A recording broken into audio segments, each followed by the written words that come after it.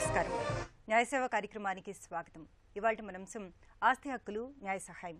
ఈ అంశంపై సలహాలు సూచనలు అందించడానికి మనతో పాటు ఉన్నారు 3వ సీనియర్ సివిల్ జడ్జి రంగారెడ్డి జిల్లా కోర్టు జి రామలింగం గారు, అలాగే న్యాయవాది స్వేచ్ఛా రక్షా ఫౌండేషన్ వ్యవస్థాపకులు జి సుభాష్ చంద్రబోస్ గారు. వారికి విలువైన సలహాలు సూచనలు స్వీకరిద్దాం. జడ్జి గారు, ఈ ఆస్తి వివాదాలకు సంబంధించి లోక్ అదాలత్లో రాజీ చేసుకోవడానికి ఏం చేయాలి? చాలా ఇంపార్టెంట్ మేడం. ఇప్పుడు నెక్స్ట్ మంత్ అంటే December 14th రోజు కూడా జాతీయ లోక్ అదాలత్ నిర్వహించబడుతుంది. అదేవిధంగా దేశవ్యాప్తంగా లోక్ అదాలత్ బెంచ్లు ఉంటాయి అన్ని కోర్టులలో.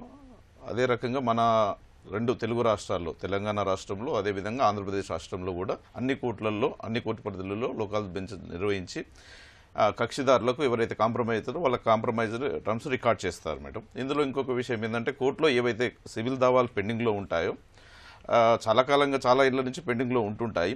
అట్లాంటి కేసులు ఎవరైనా రాజీ పడదగిన వారు ఉంటే వాళ్ళు ముందే కోర్టుకు వచ్చేసి ఒక మెమో ద్వారా, జాయింట్ మెమో ద్వారా both side parties to the matter along with the respective advocates appear అయ్యి రెగ్యులర్ కోర్టులో ఏ కోర్టులో అయితే మ్యాటర్ పెండింగ్లో ఉందో ఆ కోర్టుకు వచ్చి జాయింట్ మెమో వేసుకొని వాళ్ళు ఒక రిక్వెస్ట్ చెప్పాలి. మేము రాజీ పడదలుచుకున్నాం, అది లోకల్ బెంచ్ పంపండి, మేము అక్కడ సెటిల్ చేసుకుంటామని. ఆ తోట అక్కడ జడ్జి గారు మ్యాటర్ని అక్కడికి రెఫర్ చేస్తారు. తర్వాత అక్కడ లోకల్ బెంచ్ పోయిన తర్వాత అక్కడ లోకల్ బెంచ్లో ఒక జడ్జి గారు ఉంటారు, తర్వాత ఒక అడ్వకేట్ ఉంటారు, ఒక సోషల్ వర్కర్ ఉంటారు. ఆ సోషల్ వర్కర్ ఆ ముగ్గురు కలిసి ఎవరైతే వాళ్ళ దగ్గర నుంచి టర్మ్స్ ఎవరైతే కక్షిదారులు ఉన్నారో ఆ వివాదానికి సంబంధించిన టర్మ్స్ ఆఫ్ కాంప్రమైజ్ని వ్రాతపూర్వకంగా తీసుకుంటారు మేడం. తీసుకొని వాళ్ళు ఈ ఇరు వర్గాలకు వాళ్ళ అడ్వకేట్స్ ముందర వాళ్ళకి ఎక్స్ప్లెయిన్ చేస్తారు. మరి వారి అంగీకారం, పూర్తి అంగీకారం పొందిన తర్వాతనే వాళ్ళు ఒప్పుకున్న ప్రకారంగా యాజ్ ఇట్ ఈస్ వాళ్ళ టర్మ్స్ ఆఫ్ కాంప్రమైజ్ని రికార్డ్ చేసి అవార్డు పాస్ చేసి ఇరు వర్గాలకు అవార్డు కాపీని అందజేస్తారు.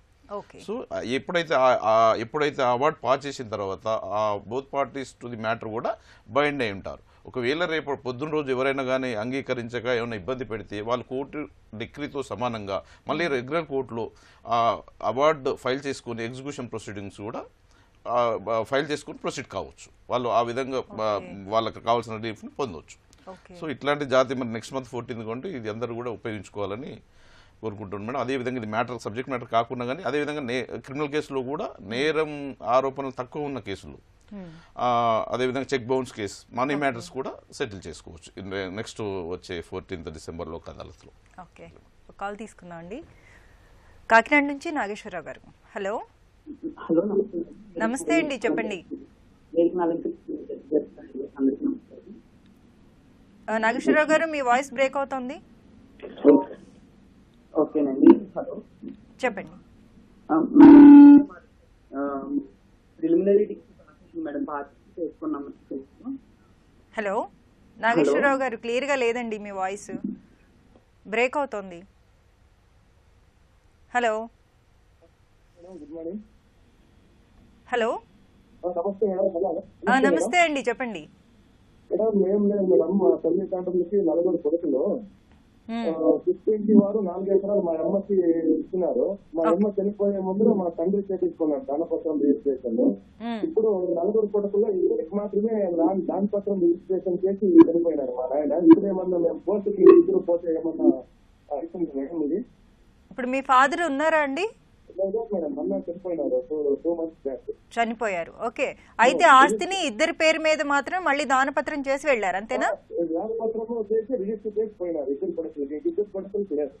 ఓకే, మీ ఫాదర్ కి మాత్రం ఆస్తి మీ అమ్మగారి దగ్గర నుంచి వచ్చింది, పుట్టింటి ఆస్తి.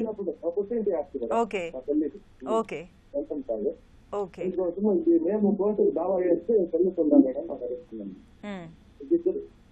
ఓకే. జడ్జి గారు, నాగేశ్వరరావు గారు, మీ అమ్మగారి నుంచి మీ నాన్నగారికి ఎలా వచ్చింది? ప్రకాష్ గారు, పుట్టింటి ఆస్తి కానీ పుట్టింటి ఆస్తి మీ అమ్మగారికి వచ్చింది. మీ అమ్మగారు మీ నాన్నగారికి ఏమన్నా రాతపూర్వకంగా ఇచ్చారా? గిఫ్ట్ డీడ్ చేశారా? ఒకటి ఏంటంటే మీ అమ్మగారికి మరి వాళ్ళ పుట్టింటి నుంచి వచ్చింది కాబట్టి ఆమెకు ఆల్రెడీ సంపూర్ణ హక్కులు వచ్చి ఉంటాయి. సరే, సంపూర్ణ హక్కులు వచ్చినాయి కాబట్టి మరి ఆమె ఎవరికైనా ఇచ్చుకోవచ్చు. తండ్రి చేపించుకున్నాడు. తండ్రి 4 కొడుకుల్లో ఇద్దరికి గిఫ్ట్ డీడ్ రిజిస్టర్ చేస్తారు, ఇంకిద్దరికి లేదు. ఇప్పుడు ఇంకిద్దరు కోర్టుకు పోతే ఏమన్నా చెల్లుతుందా మేడం? అట్లా కాదు, మీరు అనేది మీ ఫాదర్ దగ్గర నుంచి అడుగుతున్నారా ఇప్పుడు మీరు? అవును సార్, అవును సార్. మీ మీ మదర్ మీ ఫాదర్ కి రిజిస్టర్ గిఫ్ట్ డీడ్ ఎగ్జిక్యూట్ చేశారు, అవును సార్. అంతే కదా? అవును. సో ఇప్పుడు మీ వాళ్ళ వాళ్ళ వాళ్ళ వాళ్ళ పుట్టింటి వారు మీ అమ్మగారికి ఏ విధంగా ఇచ్చారు?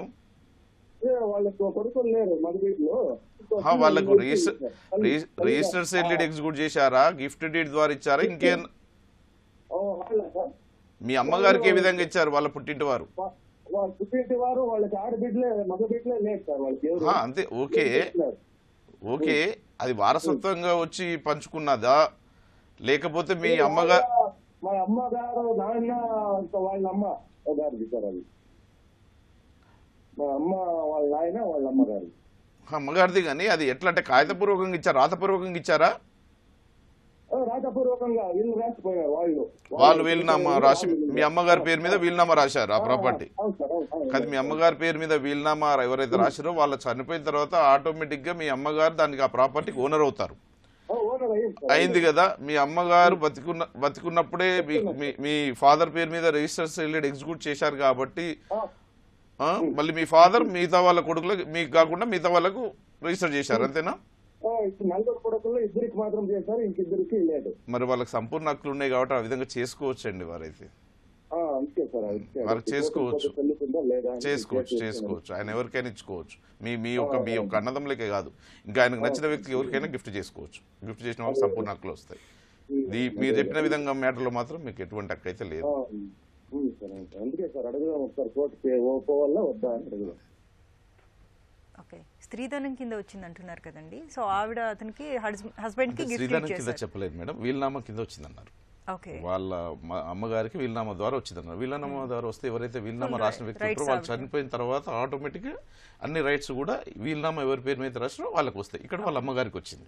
వాళ్ళ అమ్మగారికి సంపూర్ణ హక్కులు వచ్చినాయి కాబట్టి ఆమె అమ్ముకోవచ్చు, గిఫ్ట్ చేసుకోవచ్చు, ఇంకేదైనా చేసుకోవచ్చు.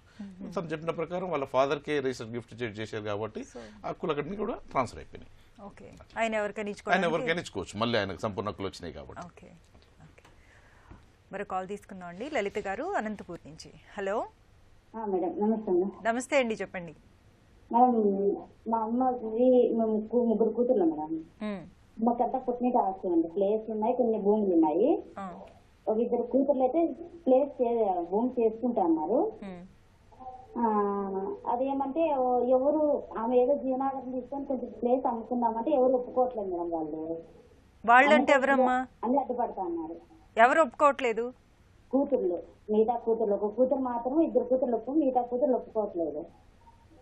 ఓకే, అంటే అమ్మ ఒక కూతురు పేరు మీద చేసుకొని ప్లేస్ అమ్ముకోవచ్చు మేడం.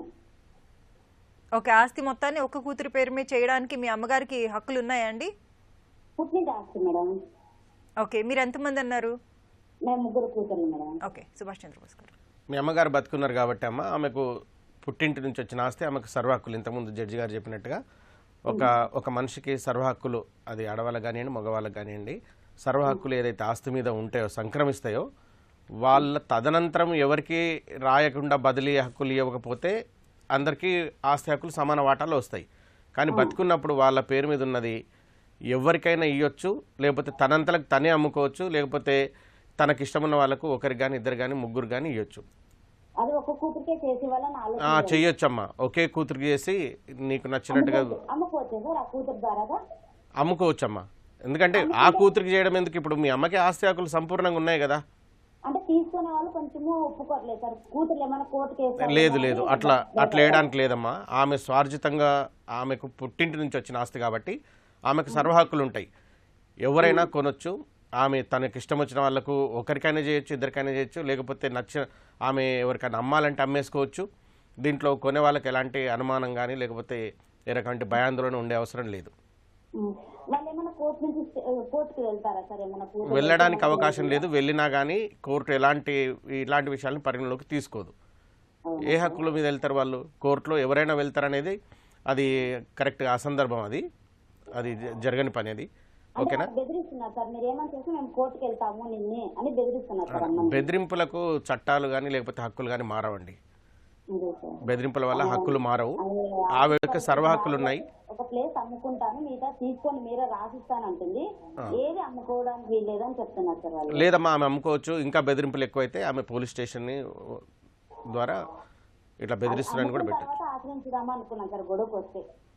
లేదమ్మా, ఆమెకైతే సర్వ హక్కులు ఉన్నాయి, ఆమె అమ్ముకోవచ్చు. లేకపోతే ఎవరికైనా ఒకరికి ఇస్తే ఏ సమస్య లేకుండా వాళ్ళు అమ్మే కార్యక్రమం పూర్తి చేస్తారన్నప్పుడు ఆ వ్యక్తి పేరున అమ్మడానికి అవకాశం ఉంది. కొనేవాళ్ళు ఎలాంటి భయాందోళన చెందకుండా ధైర్యంగా కొనుక్కోవచ్చు.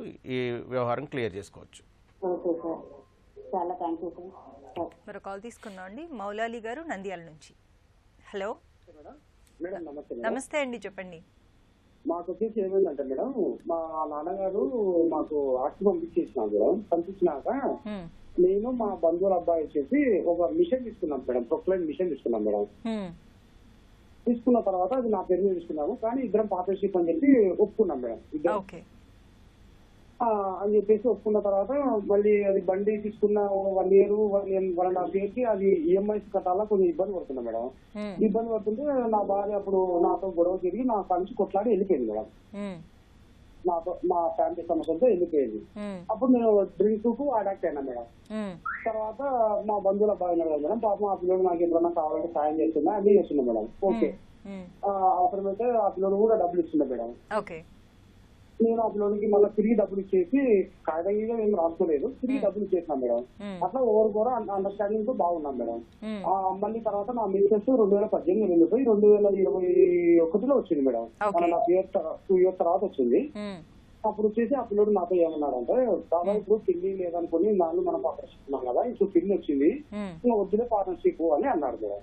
అంటే నేను ఏమన్నానంటే, బాబు పార్ట్నర్షిప్ పిల్లి వచ్చినా పిల్లి రాకపోయినా నాకు ఫస్ట్ నుంచి నాకు సాయం చేసినావు, అందుబాటులో ఉన్నావు కాబట్టి నాకు నీకు ఏదైనా కానీ షేర్ బాగా చెప్పినా మేడం. నేను ఆ వరకు ఓకే మేడం. తర్వాత వచ్చేసి బండి ఈఎంఐ కట్టాల్సిన అవసరం ఉన్నప్పుడు, మనకు బండి సరిగా జరగనప్పుడు నేను పొలం అమ్మి అతను కానీ తీసుకొచ్చినాను, నేను తీసుకొచ్చినాను.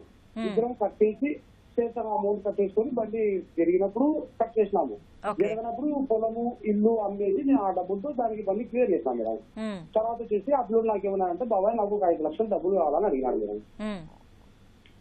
5 లక్షలు ఇస్తే నేను వెళ్ళిపోతాను, పొలం అమ్మిన డబ్బులు వచ్చినాయి కదా నీకు అని అన్నాడు మేడం.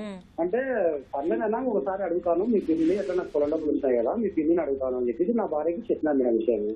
చెప్తే మనము 30-40 లక్షల్లో కనీసం ఇప్పుడు మనకు ఈతనే కదా మిగిలేది, నువ్వు బండి మీద సంపాదించి కట్టుకో అని చెప్పింది మేడం. సార్ నేను చెప్పినాను మేడం. నాకైతే బండి సరిగా జరగలేదు మేడం. అప్పుడు ఏమన్నాడు నాతో, నేను బాబాయ్ ఎట్లా బాబాయ్ మళ్ళీ నాకు డబ్బులు కావాలి కదా అన్నాడు మేడం. పర్లేదన్నా. ఇప్పుడు సమస్య ఏంటండి, కొంచెం బ్రీఫ్ గా చెప్పండి మేడం. సమస్య ఏం లేదు మేడం, బండి ఫైనాన్స్ చేసి నేను డబ్బులు ఇస్తలేని చెప్పినాను మేడం. చెప్పింటే అది ఓకే అన్నాడు మేడం. తర్వాత ఏమైందంటే నా పేరు మీద ఫైనాన్స్ కాలేదు. ఆ పిల్లలకి నీకు ఏం చేసినాను, సర్లే బాబు నా పేరు మీద ఫైనాన్స్ కాలేదు కదా, నీ పేరు మీద అయితే చేసుకున్నాం. ఇది ఆస్తులకు సంబంధించిందండి. ఈ రోజు మీరు లోన్లకు సంబంధించి మాట్లాడుతున్నారు. ఇది కూడా ఆస్తే మేడం. ఆ పిల్లలు నాకు తెలియకుండా మేము ఫైనాన్షియల్ నాకు సందేసినప్పుడు నేను నాకు తెలియకుండా ఆ పిల్లలకి మా బంధుత్వం కదా అని చెప్పి ఆ పిల్లలకి పంపించిన మేడం. అది పేపర్ ఆ పేపర్ పంపించి ఆ పిల్లలు నాకు తెలియకుండా అది ఆ పిల్లల పేరు రాసుకొని లోన్ తీసుకున్నాడు మేడం. ఓకే, ఇప్పుడు వచ్చేసి లోన్ కట్టు ఇప్పుడు నేను చెప్పినాను, సరే మార్చుకున్నప్పుడు నాకు తెలియదు. తర్వాత ఒక 3-4 నెలలకు మళ్ళీ చెప్పిన. మీకు తెలియకుండా అంటే మీ అనుమతి లేకుండా తీసుకున్నారా లోన్? అవును మేడం, నాకు తెలియకుండా తీసుకున్నాడు మేడం ఫస్ట్. ఓకే, మీరు పేపర్లన్నీ ఇచ్చేసారు, ఒరిజినల్స్ ఇచ్చేసారు అతనికి? ఒరిజినల్ పేపర్ వాట్సాప్ పెట్టినాను మేడం ఆ పిల్లలకి. అంతే నేను టోకెన్ ఉంటుంది కదా మేడం, ఆ టోకెన్ వాట్సాప్ పెట్టినాను. ఆ టోకెన్ వాట్సాప్ పెడితే ఆ పిల్లలు వచ్చి ఏం చేశాడంటే నాకు తెలియకుండా లోన్ తీసుకున్నాడు మేడం. లోన్ తీసుకొని ఏం బాబు లోన్ వచ్చిందా, మళ్ళీ నాకు లోన్ వచ్చిందా బాబు చేస్తా అంటే కదా అంటే లేదు. సో ఇప్పుడు ఏంటి మీ సమస్య ఏంటండి? ఇప్పుడు ఫోర్జరీ చేసి నాకు మోసం చేశాడు కదా మేడం ఆ పిల్లోడు. ఇప్పుడు ఆ పిల్లలు తిరిగిన బడ్డీ పోయింది, ఆ పిల్లలు తిరిగిన లోన్ తీసుకున్నాడు. నాకు కావాల్సిన డబ్బులు ఇవ్వమంటే ఇప్పుడు నా కాడ లేవు అని అంటున్నాడు మేడం. ఇప్పుడు నా పరిస్థితి ఏంది మేడం? ఓకే, ఇది మోసపూరితంగా చేసినది కాబట్టి సో ఆయన క్వశ్చన్ లో క్లారిటీ లేదు మేడం. ఒకటి ఫస్ట్ ఆఫ్ ఆల్ ఏమంటే ఇప్పుడు ఆయన ప్రాపర్టీని అంటే ఏ ప్రాపర్టీ ఎట్లా తనఖా పెట్టాడు, ఆయన ఈయన సంతకాన్ని ఫోర్జరీ చేశాడా లేదా? ఒకటి లేదు బాబు మీరు మీ యొక్క అయితే సరిగ్గా క్వశ్చన్లో అయితే క్లారిటీ లేదు చాలా మేడం. లెంగ్తీగా చెప్పారు కానీ అక్కడ క్లారిటీ కనపడట్లేదు మేడం. సరే, ఒకవేళ ఆయన ప్రాపర్టీని కనుక నిజంగా ఈయన సంతకాన్ని ఫోర్జరీ చేసి మాత్రం క్రిమినల్ పెనల్ యాక్షన్ తీసుకోవచ్చు. ఎవరైతే ఫోర్జరీ చేసి నా ప్రాపర్టీని కాగితాలను ఇట్లా తనఖా పెట్టి లోన్ తీసుకున్నారో అట్లా చేయొచ్చు మేడం. అది ఈయనకి ఏమైనా డబ్బులు రావాల్సి ఉంటే మాత్రం ఈయన రికవర్ మనీ సూట్ వేసుకొని రాబట్టుకోవచ్చు సరైన సాక్ష్యాధారాలు కోర్టుకు చూపించి. ఇంకొకటి ఏంటంటే ఈ ఫైనాన్స్ ఏదో తీసుకున్నారు, మరి ఈయన ఫైనాన్స్ తీసుకున్నది ఈయన పేరు మీద తీసుకున్నాడా, రిజిస్ట్రేషన్ ఈయన పేరు మీద ఉందా, తన పేరు మీద జాయింట్ ఉందా అనేది కూడా విషయం క్లారిటీ లేదు. విషయం మరి కాల్ తీసుకున్నాం అండి. నాగేంద్ర గారు గుంటూరు నుంచి. హలో. హలో, అందరికీ నమస్కారం అండి.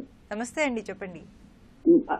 మరి అందరం కలిపి ఫ్యామిలీ మెంబర్స్ అందరం కలిపి నాగేంద్ర గారు మీ వాయిస్ బ్రేక్ అవుతోందండి. ఓకేనండి, మరొకసారి చెప్పండి. ఓకేనండి. ఇప్పుడు వినిపిస్తుందా మేడం? వినిపిస్తోందండి. ఓకేనండి, మా ఫ్యామిలీ మెంబర్స్ అందరూ కలిపి ఒక పార్టీషన్ సూట్ వేసుకున్నామండి. అది ప్రిలిమినరీ డిగ్రీ కూడా పాస్ అయింది.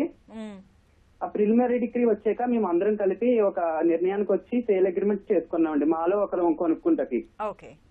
అది సేల్ అగ్రిమెంట్ కూడా అమౌంట్ కూడా అగ్రిమెంట్ టైంలోనే ఇచ్చుకున్నాం, అందరూ ఏకస్తులు అయ్యి నిర్ణయించుకున్నాం. దాంట్లో ఒకరు ఇప్పుడు మాలోనే మా అత్తయ్య రిజిస్ట్రేషన్ కి రానని మారం చేస్తున్నారండి. దానికోసం ఆస్తి ఎక్కడి నుంచి వచ్చిందంటే అండి, మా ఫాదర్ నుంచి వచ్చిందండి, మా తాతగారిది. ఇప్పుడు మేనత్ గారా అండి? అవునండి, మా మేనత్ గారు. ఆవిడ కూడా వాట అడుగుతున్నారు అందులో? వాట అడుగుతున్నారంటే మా రిజిస్ట్రేషన్ కి రానంటున్నారండి. ఆవిడకి ఇవ్వాల్సి ఇచ్చేసాం, అలాగే అగ్రిమెంట్ కూడా ఇచ్చేసిన తర్వాత కూడా రానంటున్నారు. అలాగే ఇప్పుడు ఆ ఆస్తులు ఎవరున్నారంటే మా తాతయ్య ఒక అతన్ని పెంచారండి. ఆ పెంచినటువంటి వ్యక్తి ఉన్నారండి, దత్తత తీసుకోలేదు. సో అతన్ని ఎలా బయటికి వెళ్ళగొట్టాలి, మాకు న్యాయం చేయండి. ఓకే, దత్తత తీసుకోలేదు అంటున్నారు, కానీ చిన్నప్పటి నుంచి మీ ఇంట్లోనే పెరిగారు? చిన్నప్పటి నుంచి మా ఇంట్లోనే పెరిగారు, కానీ దత్తత తీసుకోలేదు. అతను మామూలుగా స్కూల్ రికార్డ్స్ లో అదంతా ఎవరి పేరు ఉందండి? రికార్డ్ లో ఉన్నా సరే, రీసెంట్ గా ఏంటంటే 2022లో వనజాజీ వర్సెస్ కేసులో స్కూల్ రికార్డ్ లో ఉన్న పేరున్నంత మాత్రం దత్తత తీసుకున్నట్టు కాదని సుప్రీంకోర్టు తీర్పిచ్చింది మేడం. అది ఓకే అండి, రికార్డ్స్ లో అయితే మీ ఫాదర్ పేరే ఉంది, అంతే కదా? అంతేనండి. ఓకే, సుభాష్ చంద్రబోస్ గారు. ఓకే, మీ నాన్నగారికి ఆల్రెడీ సంతానం, అంటే మీకు అందరి సంతానం ఉన్న తర్వాత వేరే వ్యక్తి మీ ఇంటికి వచ్చిన దత్తత కింద చెల్లదండి. అది ఎవరికైతే సంతానం లేదో వాళ్ళు ఎవరన్నా పెంచుకొని దత్తత హోమ కార్యక్రమాలు చేసుకొని ఏం చేసినా కానీ దత్తత కిందికి రాదు. అది ఫాస్టర్ కేర్ అంటే ఎవరికైనా ఆధారం లేని వారికి, మృతి లేని వాళ్ళని తీసుకొచ్చి ఇంట్లో వాళ్ళకి అన్ని ఆశ్రయం ఇచ్చి చదువు చెప్పించి విద్యాబుద్ధులు ఎదిగించినంత మాత్రాన దత్తత ఈ హక్కులన్నీ రావు. సంతానం ఉన్నవాళ్ళు, ఆడవాళ్ళను మగవాళ్ళు తీసుకున్న, మగ పిల్లవాడు ఉండి ఆడవాళ్ళని తీసుకున్న, ఏ సంతానం ఉండి ఎవరిని దత్తత తీసుకుని చెల్లదు ఫస్ట్. అది ఇంకా పూర్వం అంటే గత కొన్ని సంవత్సరాల దశాబ్దాల నుంచి వచ్చింది కాబట్టి అప్పటికి మీరందరూ సంతానం ఉన్నారు, దత్తత తీసుకోలేదు. సర్టిఫికెట్లో ఉన్నంత మాత్రాన ఖచ్చితంగా అతను మీ కుటుంబ సభ్యుడైతే కాడు. ఆశ్రయం తీసుకొని మీ దగ్గర నుంచి ఎదిగిన వ్యక్తి కిందకి వస్తారు తప్పేసి అతనికి ఎలాంటి హక్కులు ఉండవు. ఈ విషయంలో క్లియర్. ఆల్రెడీ మీరు పార్టీషన్ ఏమండి? చెప్పండి సార్, చెప్పండి. పార్టీషన్ సూట్ వేసుకున్నాం, ప్రిలిమినరీ డిగ్రీ వచ్చేట సేల్ అగ్రిమెంట్ చేసుకున్నాం. ఓకే అండి, ప్రిలిమినరీ డిగ్రీ వచ్చిన తర్వాత మీ అందరి అనుమతితోనే సేల్ అగ్రిమెంట్ చేసుకున్నారు కదా? ఎస్. అట్లా అయిన తర్వాత కోర్టు నుంచి మీ అందరి అనుమతితో, అంటే ఇది ఇంతకుముందు మనం ఏదైతే లోక్ అదాలత్ మీడియేషన్ ద్వారా అందరి అంటే మ్యూచువల్ అండర్స్టాండింగ్లో చేసుకున్నటువంటిది, పరస్పర అంగీకారంతో చేసుకున్నటువంటిది పూర్తి చెల్లుబాటు అవుతుంది. ఆమె రాకపోతే ఇప్పుడు ఎవరికి ఏ హక్కులు ఉన్నాయో వాళ్ళ ఆస్తులు అమ్ముకోవచ్చు. ఆమె సంతకంతో అవసరం లేదు. ఆమెకి ఏదైతే షేర్ వచ్చిందో ఆమె షేర్ వరకు మాత్రమే ఆమె రిజిస్ట్రేషన్కి అవసరం. మీరు ఆల్రెడీ పార్టీషన్ సేల్ అంటే పార్టీషన్ చేసుకున్నారు అంటే ఏ భాగం ఎవరికి, బి భాగం ఎవరికి సంబంధించిన అమౌంట్ కూడా ఆవిడకి ఇవ్వడం జరిగింది. ఇచ్చిన తర్వాత కూడా అంటే పార్టీషన్ ప్రిలిమినరీ డిగ్రీ వచ్చిందంటే మొత్తం సెటిల్ అయిపోయినట్టుగా. ఈ ప్రాపర్టీలో ఎవరికి ఆస్తి ఏ వైపున ఏ భాగం ఎవరికి అనేది ఆల్రెడీ డిగ్రీ అయిపోయింది, ఫైనల్ అయిపోయింది, సెటిల్ అయిపోయింది. ఎవరి హక్కులు వాళ్లకు, ఎవరికి పార్టీషన్ అయితే డిసైడ్ అయిందో వాళ్ళు అమ్ముకోవచ్చు. అందరి ఆస్తి డిసైడ్ అయింది కాబట్టి మిగతా అందరూ కూడా సంతకాలు పెట్టాలి. ఆవిడకి డబ్బులు ఇచ్చారు కదండి వీళ్ళు, దాని ఆస్తి నిమిత్తం ఇచ్చారు కదా. ఆస్తి నిమిత్తం ఆమె పార్టీషన్ కి మాత్రమే, ఆమె షేర్ కి మాత్రమే ఆమెకు రైట్. అమ్ముకుంటుందా, ఆబ్జెక్షన్ చేసుకుంటుందా, ఆమె షేర్ కి మాత్రమే ఆమెకు హక్కు ఉంది అని చెప్తుంది. ఏంటంటే ఆవిడ షేర్ కూడా రిజిస్ట్రేషన్ రోజు వచ్చి సంతకాలు పెడతానంటేనే అమౌంట్ ఇచ్చామని చెప్తున్నారు. అట్లాంటప్పుడు ఆమె మీద క్రిమినల్ కేసు లాంటిది రిజిస్టర్ చేయడమే, ఫైనల్ డిగ్రీకి వెళ్ళొచ్చు. మీరు అమౌంట్ ఇచ్చినప్పుడు ఏమైనా సంతకాలు పెట్టించుకున్నారా అండి? పెట్టించుకున్నాం మేడం, అందరూ ఏకస్తులై పెట్టించుకున్నామండి. ఓకే అండి, ఈ టైంలో ఆమె మళ్ళీ అంటే వివాదాన్ని మళ్ళీ తీసుకోవడానికి అవకాశం. మీ ప్రిలిమినరీ డిగ్రీ ఉంది కాబట్టి దాని మీద మీరు ఫైనల్ డిగ్రీకి వెళ్ళిపోవచ్చు. ఎక్కువ జాప్యం లేకుండానే అంతకుముందే ప్రిలిమినరీ డిగ్రీ కోర్టులో ఫైనల్ అయిపోయింది కాబట్టి ఫైనల్ డిగ్రీలో మీకు చాలా అంటే సునాయాసంగా ఈజీగా కార్యక్రమం అయిపోతుంది. ఫైనల్ డిగ్రీలో ఈ విషయం ప్రస్తావించమంటారండి? ఏమని? ఈ విషయం అగ్రిమెంట్ జరిగిన విషయం అన్ని ఫైనల్ డిగ్రీ అన్నప్పుడు మనం బేసిక్గా మనం ఫస్ట్ వేసినటువంటి పార్టీషన్కి సంబంధించింది, ఆమెకు ఎట్లా సెటిల్ అయింది, ఇవన్నీ ఉన్నాయి కదా, అవన్నీ ప్రస్తావిస్తూనే ఫైనల్ డిగ్రీ వేసుకోవాల్సి వస్తుంది. అది బేసిక్ మీ ప్లీడింగ్స్ అవి. సేల్ అగ్రిమెంట్ ని ప్రస్తావించమంటారా ఫైనల్ డిగ్రీ? మీ మధ్యన జరిగినటువంటి అన్ని ట్రాన్సాక్షన్స్ మెన్షన్ చేస్తూ ఆమె ఏ రకంగా అయితే ఫ్రాడ్యులెంట్ ఇంటెన్షన్, డిజానెస్ట్ మోటివ్, ఒక దురుద్దేశపూర్వకంగా మళ్ళీ అడిషనల్గా అంటే మీ దగ్గర నుంచి మనీ గ్రాప్ చేయడానికి చేసినటువంటి ఈ మోసపూరితమైన ఆమెకున్నటువంటి అభిప్రాయాన్ని మొత్తం కూడా కోర్టు ముందర పెడితే కోర్టు విచారణ చేయడానికి అంటే తొందరగా పూర్తి చేయడానికి అవకాశం ఉంటుంది. ఏది కూడా ఇంతకుముందు ఇందులో జరిగినటువంటి ఏ ట్రాన్సాక్షన్ కూడా కోర్టు ముందర ఇది పేజీలు ఎక్కువైతున్నాయని తక్కువ చేయడం, సింపుల్గా ఉంటుందని షార్ట్ కట్లో రాయడం వల్ల పూర్తి ఇన్ఫర్మేషన్ ఇచ్చినట్టు ఉండదు. ఏది జరిగినా అని సమగ్రంగా విచారణ మంచిగా జరగాలంటే మాత్రం అన్ని విషయాలు, ఇందుకు జరిగిన అన్ని విషయాలు అయితే చెప్పాలండి. మరో కాల్ తీసుకుందాం అండి. జనగాం నుంచి నరసింహులు గారు. హలో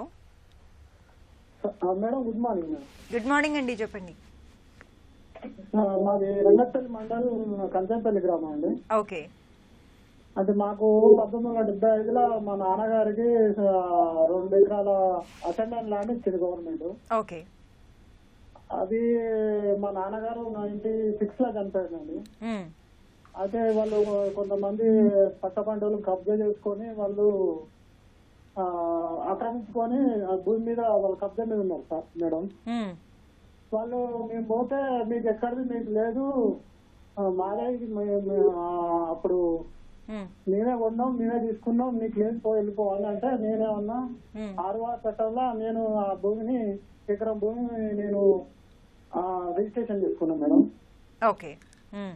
అయితే ఇప్పుడు మళ్ళీ మేము అందరం కలిసి మా ఇంటి వాళ్ళందరం పిల్లలు అందరం కలిసిపోతే మేము కొట్టి చంపేస్తాం, మీరు మా భూమి మీదికి రావద్దని అంటారు. దానికి జడ్జి గారు అంటే మీ దాంట్లో అసైన్ ల్యాండ్ గవర్నమెంట్ ఏదైతే ల్యాండ్ అసైన్ చేస్తుందో ఆ అమ్మకాలు కానీ కొనుగోలు కానీ చేయకూడదు మొదట. కాకపోతే ఎవరికైతే గవర్నమెంట్ ల్యాండ్ అసైన్ చేసిన తర్వాత ఆయన తదనంతరం అతని వారసులకు అనుభవించే హక్కు వరకు ఉంటుంది. ఆ వ్యక్తి చనిపోయిన తర్వాత మీరు రెవెన్యూ ఆఫీస్లో మీ పేరున మ్యూటేషన్ చేయించుకుని మీరు పొజిషన్లో ఉన్నట్టు పొజిషన్ సర్టిఫికేట్ పొందవచ్చు. రిజిస్ట్రేషన్ ఉండదు, రిజిస్ట్రేషన్ చేసుకోవడానికి ఉండదు అసైన్ ల్యాండ్ గవర్నమెంట్, ఎందుకంటే భూమి లేని వారికే భూమి ఇస్తారు కాబట్టి. సో రిజిస్ట్రేషన్ అనేది మీరు చెప్పేది మరి ఎట్లా ఏ విధంగా రిజిస్ట్రేషన్ అయిందో తెలియదు. సరే కొన్ని మ్యూటేషన్ ద్వారా అయింది. సో మీకు మీ పేరున వస్తుందా రెవెన్యూ రికార్డులో పొజిషన్ కాలంలో వస్తుంది కదా. మీరు కోర్టుకు అప్రోచ్ అయ్యి పర్పెచువల్ ఇంజంక్షన్ వాళ్ళని మీ భూమి మీదకి ఏ విధంగా కూడా ఇంటర్ఫియరెన్స్ కాకుండా కోర్టు డిగ్రీ పాస్ చేయమని కోర్టుకు అప్రోచ్ అయ్యి మీకు ఎవరైతే మీ ల్యాండ్ ఆల్రెడీ ఆక్రమించుకున్నారా, ఆల్రెడీ ఆక్రమించుకుంటేనేమో ఆ పొజిషన్ మళ్ళీ తిరిగి మాకు ఇప్పియమని అడగొచ్చు. లేదు ఆక్రమించుకోవడానికి ప్రయత్నిస్తుంటారంటే పర్పెచువల్ ఇంజంక్షన్ సూట్ వేసుకుని డిగ్రీ పొంది వాళ్ళు మీ భూమి మీదకి ఏ విధంగా కూడా ఇంటర్ఫియరెన్స్ లేకుండా డిగ్రీ పొందవచ్చు. మీరు సరైన సాక్ష్యాధారాలు కోర్టుకు చూపిస్తే కోర్టు డిగ్రీ పాస్ చేస్తుంది మీ ఫేవర్లో.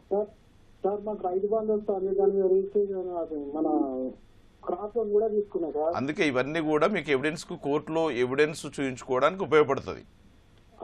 మీరు చెప్పే ప్రకారం మరి మీరు కోర్టుకి అప్రోచ్ కావాలంటుంది. అడ్వకేట్ పెట్టుకుని అడ్వకేట్ ద్వారా దావా వేసుకోండి. మీ ఎవరైతే మరి ఆక్రమించుకున్న వాళ్ళు ఉంటారో వాళ్ళు మీ పొజిషన్ తిరిగి మీ పొందడానికి, ప్లస్ మళ్ళీ వాళ్ళు తిరిగి మళ్ళీ మీ భూమిని ఆక్రమించుకోకుండా ప్రయత్నం చేయకుండా ఉండడానికి కోర్టు ద్వారా డిగ్రీ పొందడానికి మీకు హక్కులు కనిపిస్తున్నాయి మీరు చెప్పే విధానాన్ని బట్టి చూస్తే. అవును సార్, మాకు పోతే దాన్ని నీకు పోతే ఆ భూమి పోతే నీకు భూమి లేదు ఏం లేదు, నువ్వు ఒక్కని ఏం చేసుకొని నిన్ను అది చేస్తావా సార్. అందుకే మీరు దావా వేసుకోవచ్చండి. దావా వేసుకోవచ్చు దగ్గర ఉన్న కోర్టు కోర్టు ఆ కోర్టు వాళ్ళ వేపించుకోవచ్చా? అడ్వకేట్ ద్వారా కోర్టుకు వేయించుకోవచ్చు. మీకు దగ్గర ఉన్న కాగితాలన్నీ కూడా కోర్టుకు సమర్పించాల్సి ఉంటుంది. కోర్టు మీ సాక్ష్యాలని మీరు చేసిన డాక్యుమెంట్స్ అన్ని పరిశీలించిన తర్వాతనే మీకు అన్ని కరెక్ట్ మీరు రుజువు చేసుకున్నట్టయితే మాత్రం డిగ్రీ పాస్ చేస్తుంది కోర్టు. మరో కాల్ తీసుకుందాం అండి. శ్రీనివాస్ గారు. హలో హలో శ్రీనివాస్ గారు చెప్పండి. మేడం, ఇది మాది మా బావ వాళ్ళది పొలం మేడం. ఓకే. మా బావకు 2 ఎకరాలన్నర ఉన్నది. ఎకరా 10 గుంటలు, ఎకరా 11 గుంటలు మా బావకు చేసి, ఎకరా 11 గుంటలు మా చెల్లెలకి చేసిండు. ఓకే. మా బావ ఏం చేసిండు, వాళ్ళ అమ్మకి చేసిండు ఎకరా 11 గుంటలు. వాళ్ళ అమ్మకి చేస్తే వాళ్ళ అమ్మ ఏం చేసింది, ఆ ఎకరా 11 గుంటలు మళ్ళీ వాళ్ళ పెద్ద కొడుకు చేసింది. ఓకే. అది మళ్ళీ మాకు తిరిగి వస్తుందా ఎట్లా మేడం అది? ఓకే. మీ బావగారికి ఆస్తి ఎక్కడి నుంచి వచ్చిందండి? వాళ్ళ నాయనది. ఓకే. వాళ్ళ తండ్రి గారిది ఆయనకు వచ్చింది, మళ్ళీ ఆయన వాళ్ళ అమ్మగారికి చేశారు, అంతే కదండి? మళ్ళీ వాళ్ళ పెద్ద కొడుకు మనకి చేసింది. ఓకే. ఇప్పుడు వాళ్ళ ఫాదర్ కి ఆస్తి ఎక్కడి నుంచి వచ్చింది? వాళ్ళ తాత నుంచి వచ్చింది, పూర్వీకుల నుంచి వచ్చిన ఆస్తి, తాతల ఆస్తి. ఓకే. సుభాష్ చంద్రబోస్ గారు అంటే ఇది ఆస్తి పంపకంలో మీ బావగారికి వచ్చిన ఆస్తిని సగం మీ మీ సిస్టర్కి చేశారు, మిగతా సగం వాళ్ళ అమ్మగారికి చేశారు. వాళ్ళ అమ్మగారు పెద్ద కొడుకుకి చేసింది. ఇది ఖచ్చితంగా చెల్లుబాటు అయ్యే ట్రాన్స్ఫర్ అండి. ఈ హక్కులన్నీ ఎవరి నుంచి ఎవరికైతే మారనాయో పూర్తి చెల్లుబాటు అయ్యేటివి. ఇవి ఎలాంటి వివాదం పెంచుకోవడానికి కానీ, ఒకవేళ కోర్టుకు పోతే ఆమె హక్కులు కానీ ఇతని హక్కులు రద్దు అవుతాయి, ఆ మనవన్ నుంచి ప్రాపర్టీ మళ్ళీ మీ సిస్టర్కి వస్తుంది అనేది మాత్రం ఖర్చు కాలయాపనకు సంబంధించినటువంటి విషయం. దీంట్లో ఎక్కువ ఆలోచన చేయకుండా ఉన్న రిలేషన్స్ కాపాడుకోవడం చాలా ఉత్తమం. నేను అట్లా అంటాను సార్. ఇప్పుడు వాళ్ళిద్దరు మా బావ వాళ్ళు ఇద్దరు అన్నదమ్ములు, వాళ్ళు 2 ఎకరాలు చేసుకున్నారు. వాళ్ళు 2 ఎకరాల ఇప్పుడు వీళ్ళకు మా చెల్లెకు ఎకరం బావు చేసిండు, ఆయన పేరు ఆయన్నే. మళ్ళీ ఆయన ఎకరం బావు ఉంచుకున్నాడు. ఆయన ఎకరం బావును ఏం చేసిండు, వాళ్ళ అమ్మకు చేసిండు. అవును, మీరు ఎన్నిసార్లు మాట్లాడినా అది వాస్తవం. వాళ్ళ పెద్ద కొడుకు చేసింది, మళ్ళీ పెద్ద కొడుకు మనవానికి చేసింది ఆమె. అవును, ఇది క్లియర్ ట్రాన్స్ఫర్ అండి. దీంట్లో ఎలాంటి ఆబ్జెక్షన్ లేదు, ఎలాంటి డిస్ప్యూట్ లేదు, వివాదం లేనే లేదు. మళ్ళీ ఆయన ఇప్పుడు ఈయన పొలం ఈయనకు వస్తుందా రాదా? అట్లా రాదండి, ఎట్టి పరిస్థితుల్లో రాదండి. ఇప్పుడు వాళ్ళ అమ్మకు చేసింది, వాళ్ళ అమ్మనే వాళ్ళ ఎవరికి మారిన హక్కులు వాళ్ళు ట్రాన్స్ఫర్ చేసుకోవచ్చు, ఎవరికి నచ్చిన వాళ్ళకు. ఇప్పుడు ఎవరి పేరు మీద అయితే పొలం ఉంటుందో, రిజిస్ట్రేషన్ అయ్యి హక్కులు ఉంటాయో వాళ్ళకు నచ్చిన వ్యక్తులకు ఇచ్చుకోవచ్చు. మేము చేసినాం కదా, మీ బావగారి పిల్లలు కూడా ఉన్నారు, వీళ్ళకి ఎందుకు ఇవ్వకుండా పెద్ద అబ్బాయికి సంబంధించినటువంటి సంతానానికి ఇచ్చిండ్రు అనుకోవడం, ఆమె నచ్చిన వాళ్ళకి ఇచ్చుకుంటుంది. వాళ్ళ నుంచి ఆమెకు ఆశ్రయం ఉండొచ్చు, లేకపోతే మంచి చెడ్డ బాగోగులు, రక్షణ సపర్యలు, పరిచర్యలు ఏమైనా ఉండొచ్చు, ఆమె నచ్చిన వాళ్ళకి ఇచ్చుకోవచ్చు. ఇది ఎలాంటి వివాదానికి తావులేని అంశం అండి. ఇది మరో కాల్ తీసుకుందాం అండి. కృష్ణా జిల్లా నుంచి ఆంజనేయులు గారు. హలో, నమస్తే మేడం. నమస్తే అండి, చెప్పండి. మా ఫాదర్ గవర్నమెంట్ జాబ్ వాళ్ళండి. ఓకే. మా ఫాదర్ చనిపోయారు. మా ఫాదర్ చనిపోయినప్పుడు మా అన్నయ్య నిద్ర అనుకున్నంటే, మా అన్నయ్య ఏమన్నాయంటే జాబ్ నాకు తమ్ముడు ఆస్తిని తీసుకున్నాయండి. నేనేం చేశాను, సరేనని అదే విధంగా మా అన్నయ్య అన్నదానికి నేను అంగీకరించానండి. మేమిద్దరం మాట్లాడుకున్నప్పుడు మా తల్లిదండ్రులు కానీ, పెద్దలు కానీ, బంధువులు కానీ ఎవరు లేరండి. మా అన్నయ్య జాబ్ తీసుకున్నట్టు, నేనంటే ఆస్తి తీసుకున్నట్టు అంగీకారం తెలుసుకున్నాను. అయితే ఇప్పుడు మా అన్నయ్య ఏమంటే నాకు ఆస్తిలో వాట కావాలంటానండి. నేనేం చేశానంటే పెద్దలు పెట్టానండి. పెద్దలకు పెడితే పెద్దలు ఉన్నారంటే మరి ఆ రోజు ఎవరు లేరంటారు, మరి ఏం పరిస్థితి అన్నారండి. నేనేమన్నానంటే మా ఊళ్ళకి 2 హిందువులేనండి. మా ఊళ్ళకి దేవుడి గుడిలోకి వెళ్ళి నేను ఆ రోజు అమ్మలేదని ప్రమాణం చేసి, నాకు వచ్చే ఆస్తి నువ్వు తీసేసుకో, నాకు అవసరంలా, నువ్వు అన్నదని ప్రమాణం చేయమన్నానండి. పెద్దలు నేను ప్రమాణం చేయను, నేను కోర్టులోనే చూసుకుంటాను అన్నాయండి. అయితే మా ఇద్దరి మధ్యన కాగితాలు కానీ సాక్షులు కానీ ఎవరు లేరండి. జడ్జి గారిని కూడా ఇదే విధంగా కోరబడతా. జడ్జి గారితో కూడా నేను ప్రమాణం చేసి ఏదైతే తీసుకోమని అందరేనండి. ఓకే, వినండి. సరే, కంపాషనేట్ గ్రౌండ్ పైన మీ బ్రదర్ కి మరి మీ ఫాదర్ యొక్క జాబు వచ్చింది కదా, వచ్చినప్పుడు మీరు నో అబ్జెక్షన్ ఇచ్చారా? ఇచ్చారు. దాంట్లో రాసుకున్నారా ఏమైనా కండిషన్, మరి నాకు ఈ ప్రాపర్టీ ఇస్తే మీకు ఇది ఇస్తున్నానని? అదే జాబ్ వచ్చే క్రమంలో ఏం చేస్తారంటే, ఆ ఫ్యామిలీ మెంబర్ లో ఎవరైతే ఎలిజిబుల్ ఉంటారో వాళ్లకు గవర్నమెంట్ జాబ్ ఇస్తారు ఒకటి. సరే, మీరు అట్లాంటప్పుడు ఏం చేయాల్సి ఉందంటే, మీరు మీ యొక్క హక్కులు ఏవైతే ఆయనకు చెందవన్నప్పుడు అదే టైంలో మీరు ఒక కాగితం రాయించుకుని ఉండాల్సి ఉంటుంది. ఎందుకంటే ఆయన రైట్స్ అన్ని కూడా రిలింక్విష్ చేసుకుంటున్నట్టు, అంటే కోల్పోతున్నట్టు. కాబట్టి అట్లాంటివి చేసుకోలేదు కాబట్టి ఆయనకు ఆస్తుల్లో మరి భాగం అడగడానికి ఆయనకు కూడా హక్కు ఉంటుంది. కానీ మీరు పెద్ద మనుషుల్లో మాట్లాడుకొని కాంప్రమైజ్ చేసుకోవడం ఉత్తమం. పెద్ద మనుషులు కూడా మా మీద తప్పు అంటున్నారండి. ప్రమాణం చేయని అన్నాడు కదా, పెద్ద మనుషులు కూడా నేనేం చేయను, మరి చేసుకుంటాను. అందుకే ఇప్పుడు మీ బ్రదర్ని ఒప్పించుకొని అట్లా చేసుకోవడమే ఉత్తమం. ఇంకా వేరే కోర్టుకు పోయినా కానీ మరి ఆయన భాగం ఆయనకు వస్తుంది కదా, లీగల్గా రాదు కదా. మరి మీరు ఆల్రెడీ అప్పుడే మీరు చెప్పిన మాటని రాతపూర్వకంగా రాయించుకుంటే మీకు హక్కు ఎక్కువ ఉండేది, బలంగా ఉండేది. అయినా మీకు ఒకవేళ అవకాశం ఏమైనా ఉంటే అక్కడ డిస్ట్రిక్ట్ లీగల్ సర్వీస్ అథారిటీ ఉంటుందండి, అక్కడ ఒక పిఎల్సీ కింద కేసు నమోదు చేస్తారు. ఇట్లాంటి మీరు చెప్పిన విషయాలు కూడా రాతపూర్వకంగా రాసి అప్లికేషన్ సబ్మిట్ చేయండి. ఆ లీగల్ సర్వీసెస్ ద్వారా వాళ్ళకు నోటీసు ఇచ్చి పిలిపించి మాట్లాడే దాన్ని అవకాశం ఉంటే పరిష్కారం చేసే విధంగా చూస్తారు. ఆ విధంగా ప్రొసీడ్ కండి. Okay, thank you so much అండి. మీ సలహాల కోసం సంప్రదించవలసిన మా ఈమెయిల్ ఐడి nyayaseva@ttv.co.in. వచ్చే శనివారం 9:30 న్యాయసేవ కార్యక్రమంలో మళ్ళీ కలుసుకుందాం. అంతవరకు సెలవు. నమస్కారం.